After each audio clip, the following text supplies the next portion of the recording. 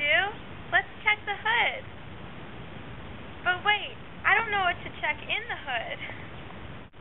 Sounds like a job for Mechanic Mel. Mechanic Mel!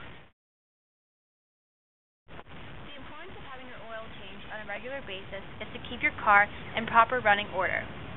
Speaking, there is no better way to keep your car in tip-top performance and have it run for hundreds and thousands of miles than to keep your oil changed whenever it is recommended by your car manufacturer or the oil change shop. By getting your oil changed on a regular basis, you will not only improve the life of your car's engine, but you will also allow your car to maximize the horsepower it puts on the road. If you do not change your oil often enough, it can cause serious damage to your engine because the oil is needed to keep all of the parts moving properly. Run the risk of allowing parts to not work as efficiently as they possibly could. Not changing your oil is also bad for the environment and eventually will lead to such parts fusing together, jamming up, or altogether failing. This is catastrophic to your engine as the engine could simply stop working or actually explode if enough parts refuse to work.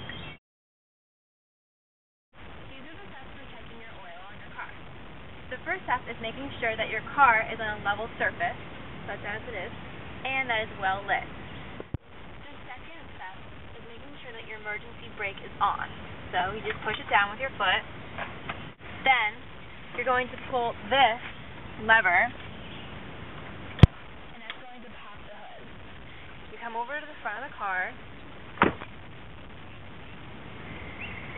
and there's a safety device to make sure that if you're driving and your hood pops up, that it doesn't completely pop up. So you have to release the safety device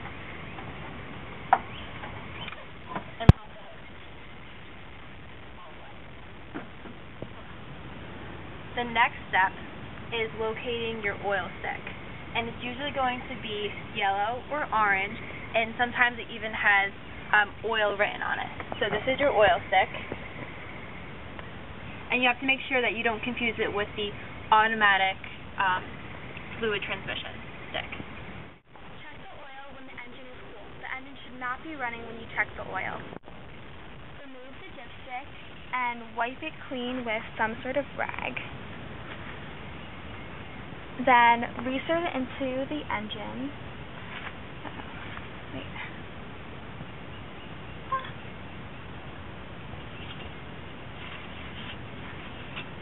And make sure to glide it in the whole way so it's properly in the engine.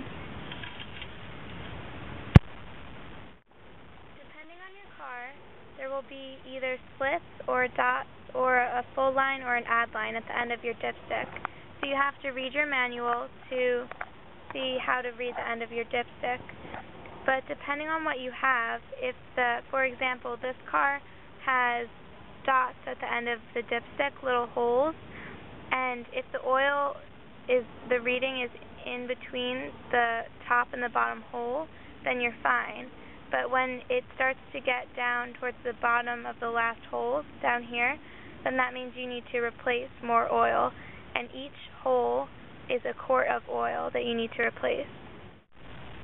Don't add more than a quart of oil at once without driving and taking a new reading of the oil level. If you drive the car again and recheck the oil and it is still below the add oil mark, then add more oil if necessary. But overfilling the engine can be messy, so start out by just adding 1 quart at a time. It's easier to add several more times than to take oil out. The last step is that you need to put the dipstick back and guide it back into the car.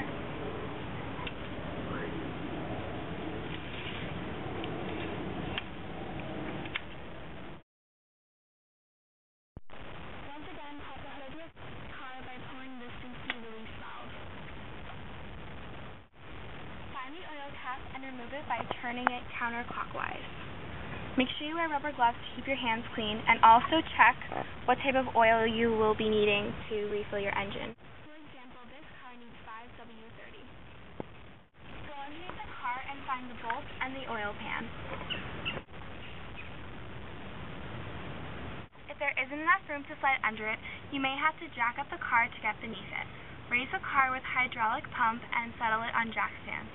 Never get under a car held only by a jack. Always use jack stands. The bolt may also be known as the drain plug. It should be about the closest thing to the ground and fairly large nut with a slim washer under it.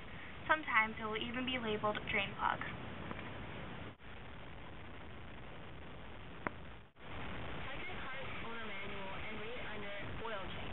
Check for the type of oil your car requires and read through the specific steps for your car. Again, you have to make sure that your emergency brake is on, which we already did when we were checking the oil. And then you have to make sure that your car is on a well-lit, grounded area. It's also a good idea to take your car for a good drive before changing the oil. We do this to heat the oil and make it nice and thin so it will drain more completely from the engine block. This white part right here is the oil filter. Now you need to take newspaper and put it underneath in case there's any drips when you're doing this process. And you take the oil drip pan, the oil spill pan, and you put it underneath so that it can catch the oil when you're draining the oil from the car. Now the next step, you take a socket wrench and you put on the correct socket that fits the bolt on the car, and you put it on the bolt and you turn it counterclockwise. You allow the oil to drain into the pan for about 30 seconds. You don't want to let it drain for too long, and you don't want objects to go into the oil plug. You look up into the engine and you need to remove the oil filter with a clean rag, and you wipe it down. And you wipe off the round metal circle part that is in the oil filter where the oil filter fits, and then you thread in a new filter into the post. And when it's finger tight, you use the socket wrench to tighten it back again. Go around to the hood of the car and make sure you have a clean funnel, something like this, and you want to put it into the oil cap. You want to pour in as many quarts as the manufacturer recommends, and then after that you pour it in, you want to make sure you replace the oil cap and close the hood.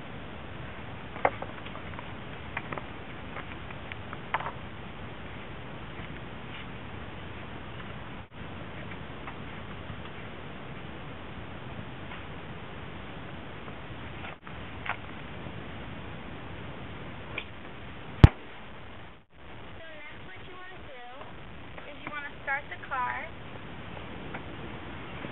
and you want to make sure, look underneath and make sure that there's no leaks in the oil filter to make sure everything's running properly and everything's secure. After that, you want to let your car idle another few minutes, and then you want to take your car for a drive to make sure there's no more leaks.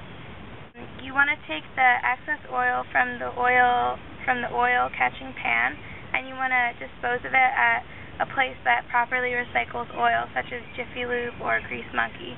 And you don't want to just throw out your oil in the trash because that's really bad for the environment.